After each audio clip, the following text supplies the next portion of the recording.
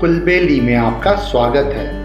यहाँ आप सुनेंगे बाल कहानियाँ, इतिहास से जुड़े हुए कुछ रोमांचक किस्से और हमारी संस्कृति से जुड़ी हुई मज़ेदार बातें। मैं हूँ आपका होस्ट ज्ञानेश और आज मैं लेके आया हूँ पंचतंत्र की एक शिक्षाप्रद कहानी जिसका नाम है ढोंगी सियार। मिथिला के जंगलों में बहुत समय पहले एक सियार रहता था।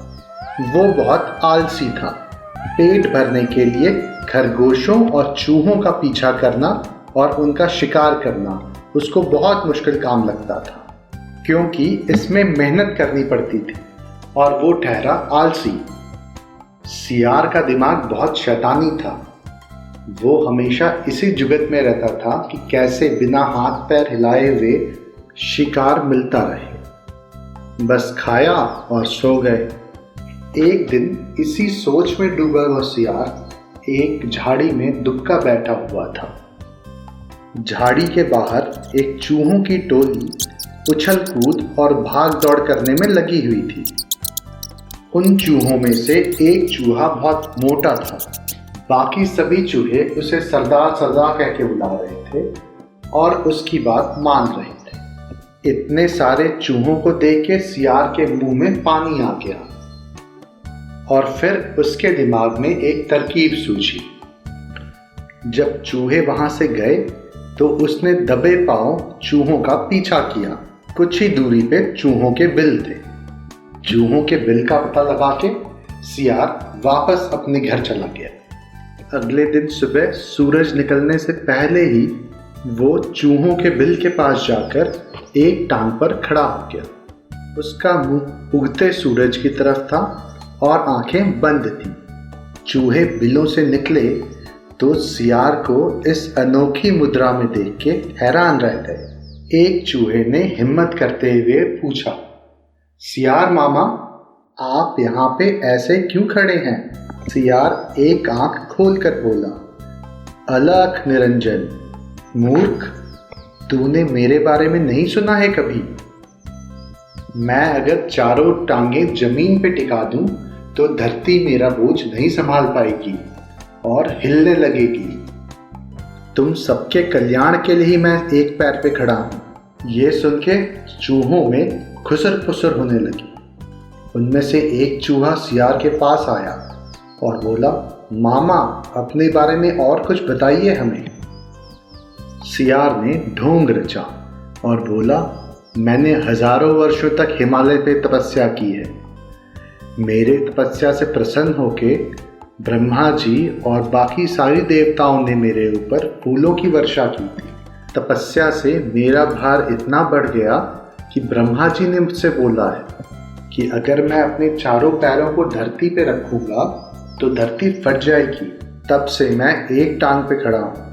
मैं नहीं चाहता हूं कि मेरी वजह से दूसरों की जान पर खतरा हो। यह सुनकर चूहों का समूह सियार के सामने हाथ जोड़कर खड़ा हो गया।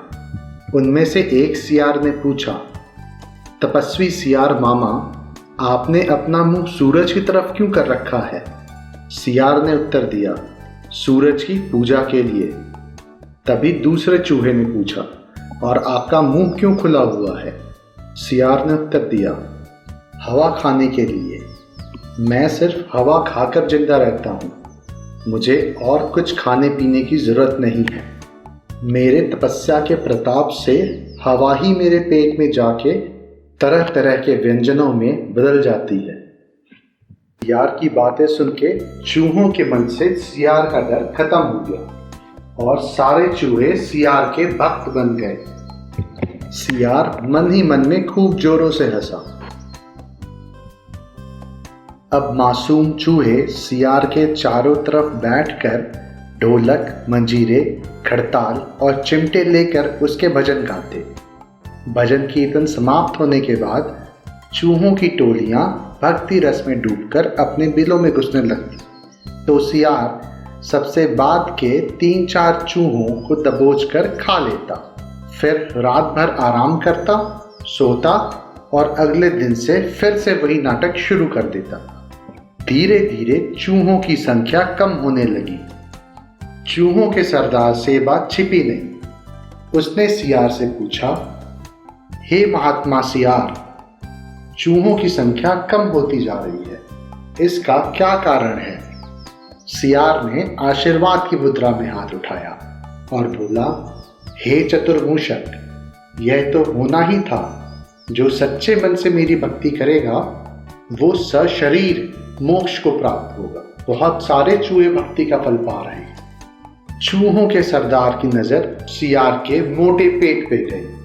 उसने मन ही मन सोचा, कहीं यही तो वो मोक्ष नहीं है जिसकी बात सियार कर रहा है। चूहों के सरदार को सियार पे शक हो गया। उसने बाकी बचे चूहों को चेतावनी दी और स्वयं उसने दूसरे दिन सबसे बाद में जाने का निश्चय किया। अगले दिन भजन खत्म होने के बाद बाकी चूहे बिलों में घुसे। सियार ने सबसे अंत के चूहे को दबोचना चाहा। चूहों का सरदार पहले से ही चौकन्ना था। वह दांव मारकर सियार के पंजे से बच गया। असलियत का पता चलते ही वो उछलकर सियार की गर्दन पर चढ़ गया और उसने बाकी चूहों को भी सियार पे हमला करने के लिए बोला। देखते ही देखते बाकी चूहों ने सियार पे अपना दांत गड़ा दिया और धीरे धीरे ढोंगी सियार की मौत हो गई। इस कहानी से हमें ये सीख मिलती है कि ढोंग का जीवन बहुत दिनों तक नहीं चलता है और ढोंगी को अपने कर्मों की सजा मिलती ही है। इसलिए हमें हमेशा सच्चाई के रास्ते पे चलना चाहिए। मुझे उम्मीद है आपको ये कहानी बहुत पसंद आई होगी। ऐसी और कहानियाँ सुनने के लिए हमारे चैनल को लाइक और सब्सक्राइब कीजिए। इस कहानी को ज़्यादा से ज़्यादा शेयर करें। जल्द ही मिलते हैं एक और नई कहानी के साथ। तब तक के लिए धन्यवाद।